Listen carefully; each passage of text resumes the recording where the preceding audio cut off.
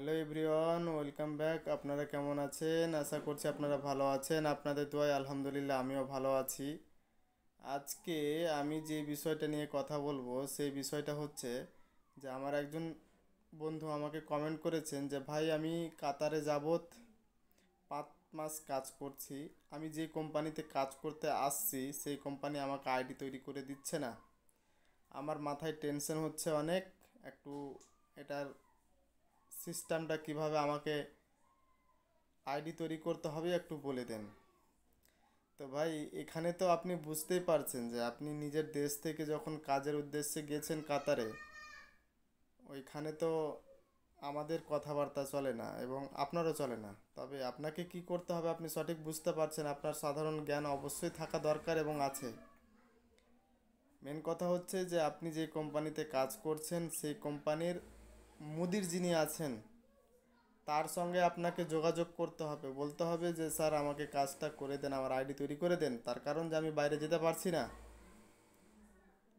আর আপনাকে এটাও বলবো, আপনার আইডি তৈরি করে দিচ্ছে না, ঠিক আছে, এটা তাদেরও রেসপন্সিবিলিটি, এটা তাদেরও দায়িত্ব যে আইডি আপনাকে তৈরি করে দিবে। 3 মাস আপনি কাতারে চলে যাওয়ার পরে 3 মাস আপনার আইডি তৈরি করে না দিলে তাদের নামে গ্রামা আসবে। অবশ্যই আপনি নিশ্চিন্ত থাকুন, আপনার আইডি তৈরি অবশ্যই হয়ে গেছে। যদি আপনার আইডি তৈরি করে না থাকে, আপনার যেই কোম্পানির ফোরম্যান আছেন, মুদির আছেন, তার সঙ্গে আপনি যোগাযোগ করেন এবং ওনাকে আপনি বলেন যে স্যার আমার আইডিটা তৈরি করে দেন, আমার পয়সা পাঠাতে অসুবিধা হচ্ছে। অন্য কোনো কথা বললে গেলে সে আবার বাঁকা কাটতে পারে। পাসপোর্ট, একজন ভাই আমাকে আর কমেন্ট করেছেন যে ভাই, আমি কাতারে প্রায় 1 বছর যাবৎ কাজ করছি, আমার পাসপোর্ট আমাকে আমার কপিল দিচ্ছে না, তো আমি কি করব? তো ভাই, আপনার পাসপোর্টের তো কোনো দরকার নেই। আপনি যদি ওনার কাছ থেকে পাসপোর্ট চাইবেন, উনি আপনাকে সন্দেহ করবে। ঠিক আছে, তো পাসপোর্ট চাওয়ার আপনার কোনো প্রশ্নই আসছে না। আপনি কাতারে গেছেন কাজের উদ্দেশ্যে, কাজ করছেন, ওই জায়গাতে আপনাকে ওখানকার আইডি কার্ড বানিয়ে দেওয়া হয়েছে অবশ্যই। সে আইডি নিয়ে আপনি কাতারের আনাচে কানাচে যে কোনো জায়গায় যেতে পারবেন ভ্যালিড থাকতে গেলে।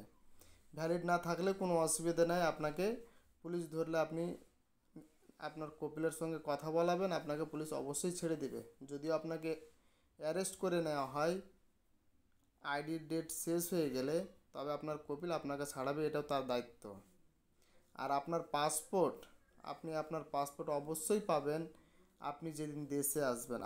আপনাকে হয়তো কেউ খারাপ কিছু মন্তব্য দিয়ে দিয়েছে যে আপনার কপিল আপনার কাছ থেকে পাসপোর্ট নিয়ে নিয়েছে, তার কারণ যে আপনাকে জব্দ করে নিয়েছে, আপনাকে হয়তো আসার সময় কিছু সমস্যা করে প্রবলেম করবে।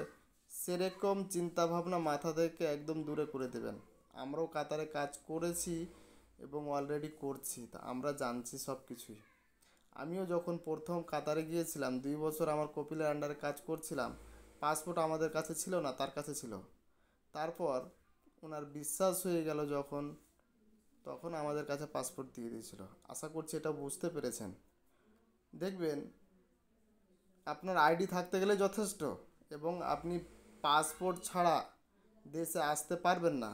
তবে পাসপোর্ট আপনার কপিলের কাছে আছে, মানে আপনার কাছে পাসপোর্ট আছে। আপনি এই কথাটা কখনোই নিজের খেয়ালে আনবেন না যে আমার কপিলের কাছে পাসপোর্ট আছে তার জন্য আমাকে হয়তো দেশে আসার সময় সমস্যা করবে, এটা কখনোই না।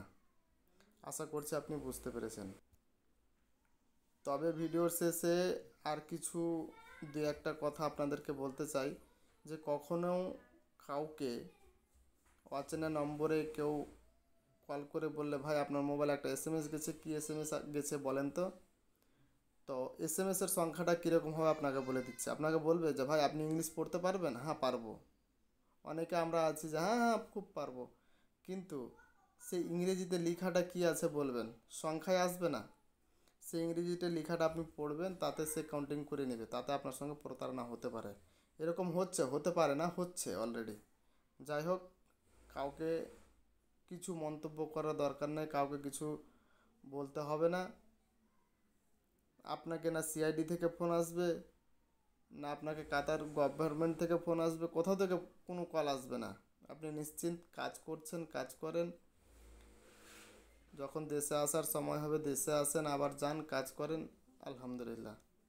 আশা করছি আপনাদের এই কথাগুলো শুনে অবশ্যই ভালো লাগবে। হ্যাঁ, ভালো থাকবেন, খোদা হাফেজ।